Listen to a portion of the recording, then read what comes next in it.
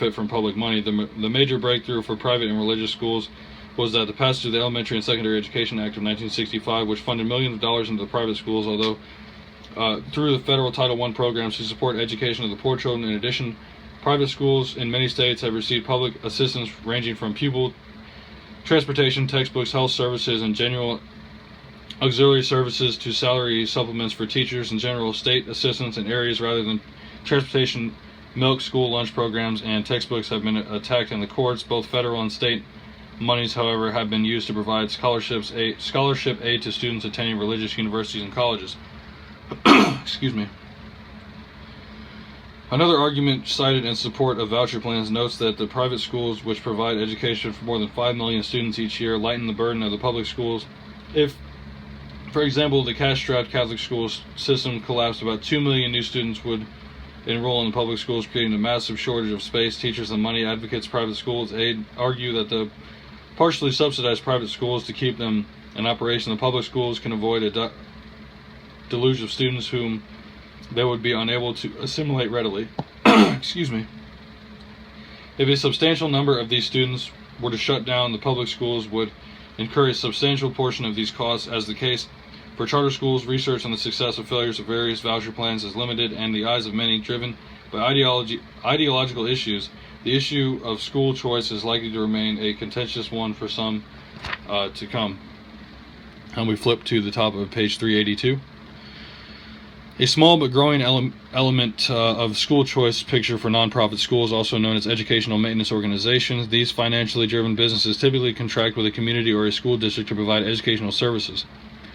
Although school districts have long hired private companies to provide food services, transportation, and technological support, only recently have districts contracted for a total educational package: curriculum, teachers, administrators, buildings, 4 best known EMOs and K-12 Incorporated, Edison Learning Schools and Advantage Schools, and KIPP. Although many people criticize the underlying business model of EMOs, proponents of these schools believe that the imagination, drive, and rigor that has made U.S. business the envy of the world is just what has been lacking in our schools. If nothing else, the advent of these for-profit schools is a testimony to the American public's hunger for quality education. Diane Ravitch,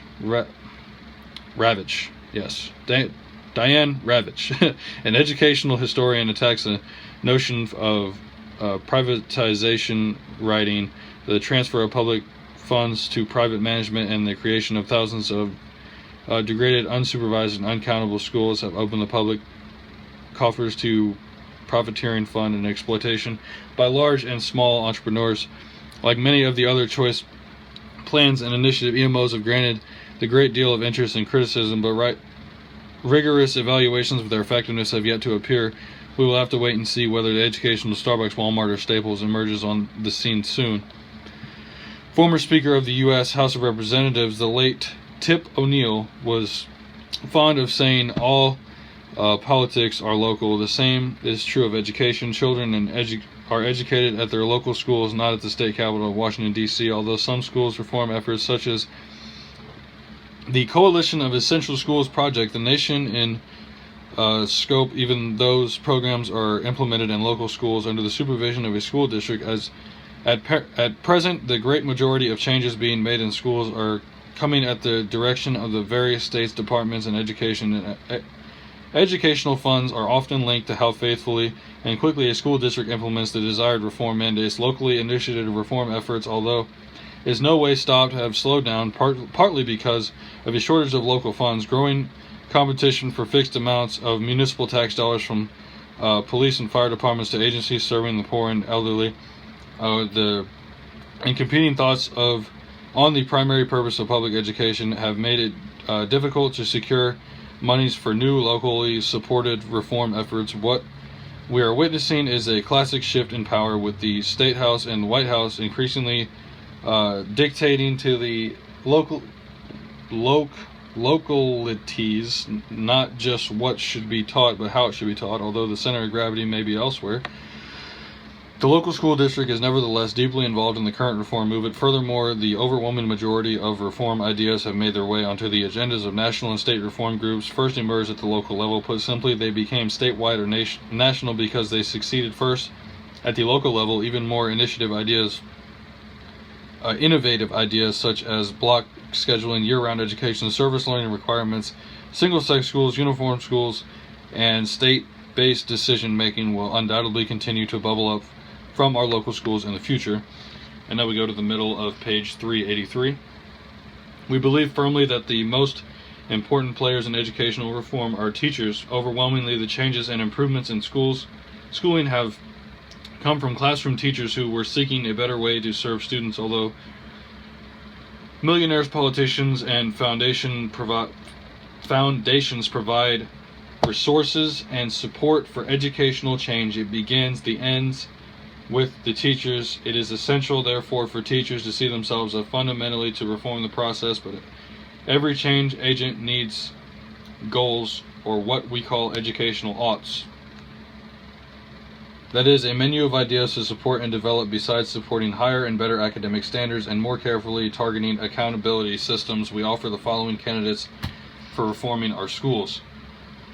Many educators and parents have expressed grave concerns about what they perceive as an overemphasis on high-stakes testing. Measuring schools' excellence by administering standardized tests poses a danger which arises because of the limited and simplistic nature of the test. Evaluating experts warn that relying on tests developed by the external sources can be unduly limiting if schools organize their curriculum.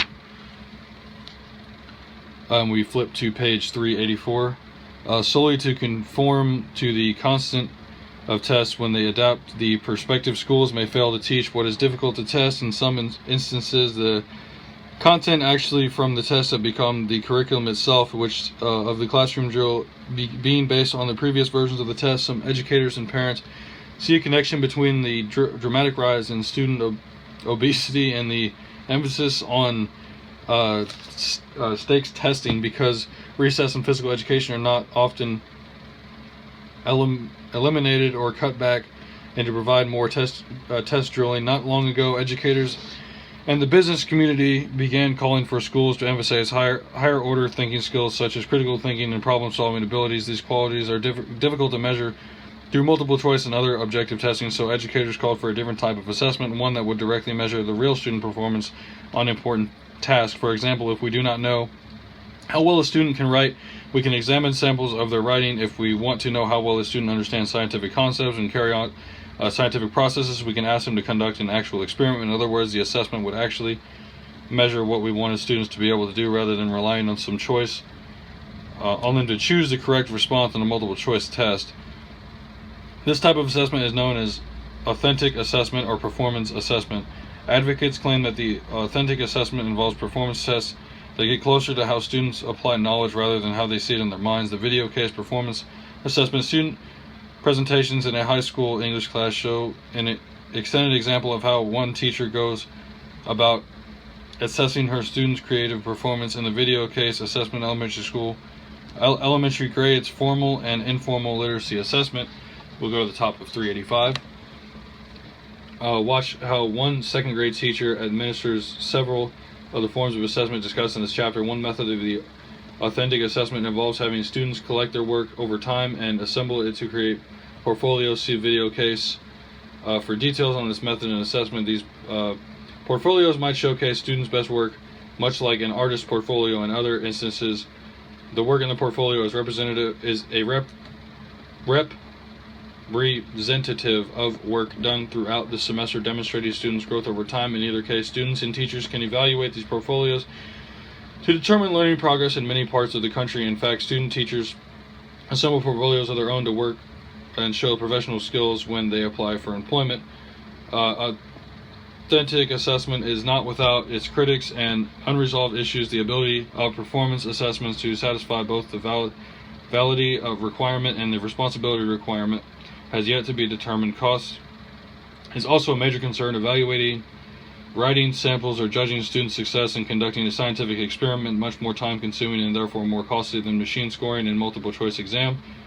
Standards of judgment present another difficulty even if testers use rubrics that specify criteria and standards of assessment. This